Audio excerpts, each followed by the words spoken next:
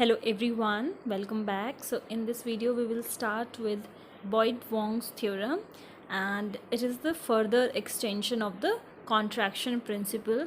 In the last lecture we have gone through contraction principles and we have seen Banach theorem and many more. So let us see what is Boyd-Wong's fixed point theorem. Consider a self-mapping function b. It is from x to x, where x is a complete metric space. Suppose there exists a right continuous function and it is denoted by xi, and it is from 0 to infinity, such that xi of r is less than r, psi of r is less than r if r is greater than 0 and the distance between the images is less than is equals to xi dxy.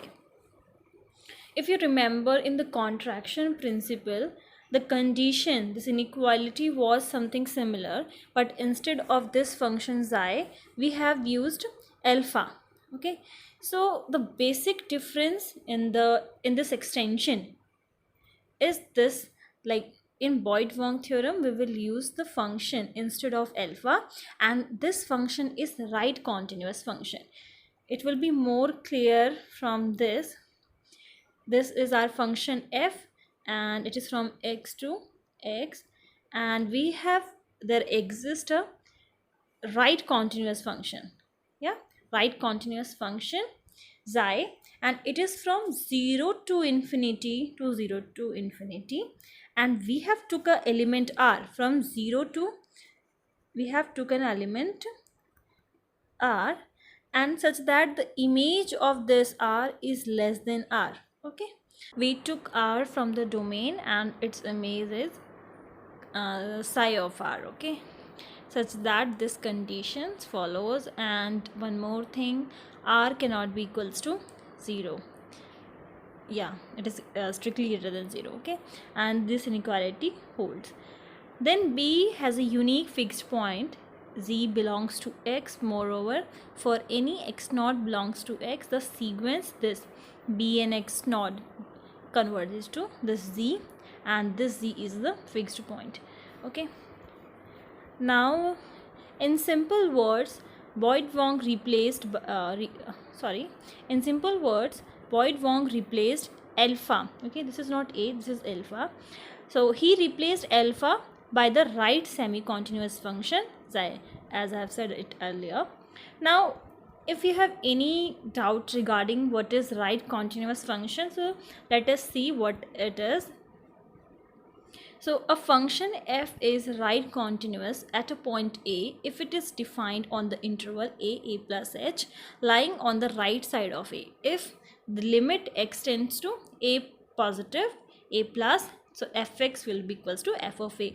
Like if we are saying that at a our function is right continuous, then what we will do, we will take the interval which is right hand side of the a, so it will be a to a plus h, and it will be right continuous at this point if this condition hold, like when limit will tend to, when this x will tend to a positive, fx will be equals to f of a. Similarly, in the case of left continuous, we will take the interval left to the a, like a minus h to a. Okay, in this way, and the limit will be, this condition will get satisfied, limit x tends to a negative, f of x is equals to f of a.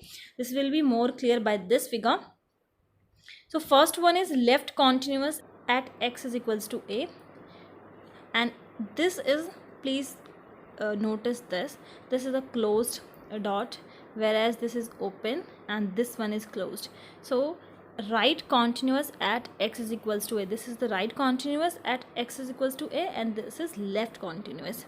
So okay, now let us come to Caristy's theorem. This is also an extension.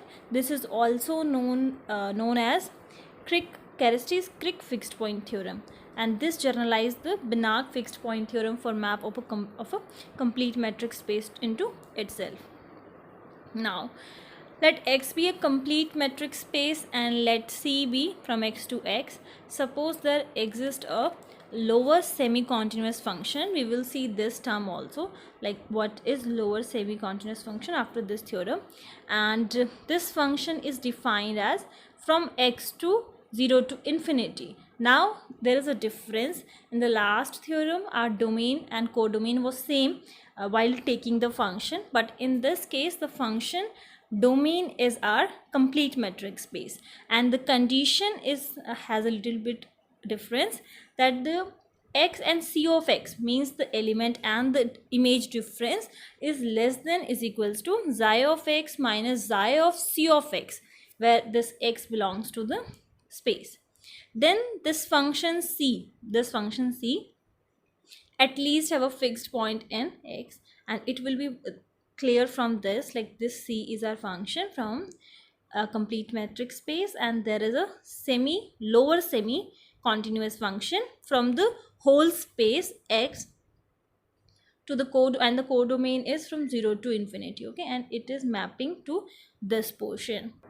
Next is a remark that Banach space is a particular case obtained for xi of x is equals to d of x to c of x by 1 minus lambda, and in that c need not to be continuous. This is very simple remark.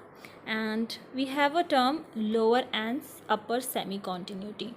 So we have a function f, and it is from D domain to R, and A belongs to that domain. So our function will be lower semi-continuous at this point we took from the domain. If for every epsilon greater than 0 there exists delta greater than 0 del, such that if this condition hold, f of a, you have to take the function's value at that particular point on which we are saying that our function is lower semi-continuous, and f of a minus epsilon, if that is less than f of x, then we can say that our function is lower semi-continuous at that point. You can see it through this figure, lower semi-continuity. Just a second. Okay, so this point is, let us say it is a, and our function is continuous, lower semi-continuous at this point, and it is lying below the curve. Okay, in the case of upper semi-continuity, this is a point we are talking about at which it is continuous, so it is lying to the upper side of the curve. And according to the definition, the only difference is when f of x is less than f of a plus epsilon, it will be upper semi-continuous. So it is clear that f is continuous at a if and only if f is lower semi-continuous and upper semi-continuous at this point. So a function will be continuous at that particular point if it is lower and upper semi-continuous at the same point, then you can say that f is continuous at a. Our next topic will be application of Banach theorem. So we will discuss this in our next video, and let me tell you what are the topics we are going to discuss in that. So in the application we will go through differential equation, linear equations and integral equations. And first is of differential equation. It has a major role in the Picard's existence and uniqueness theorem. So we will go through the statement, and then we have linear equations. So it has a great role in the iterative methods, indirect methods, so we will discuss that.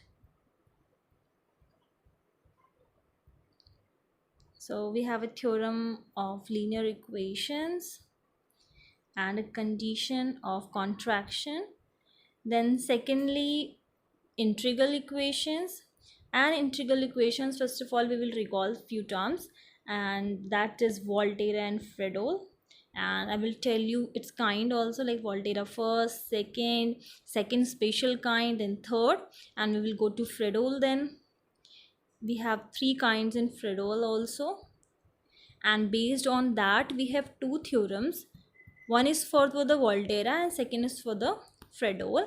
So these are the theorem for Dole integral equation, and then theorem for the Volterra integral equation. So that's it. If you have any doubt, you can ask me in the comment section, and thank you. Bye bye, take care.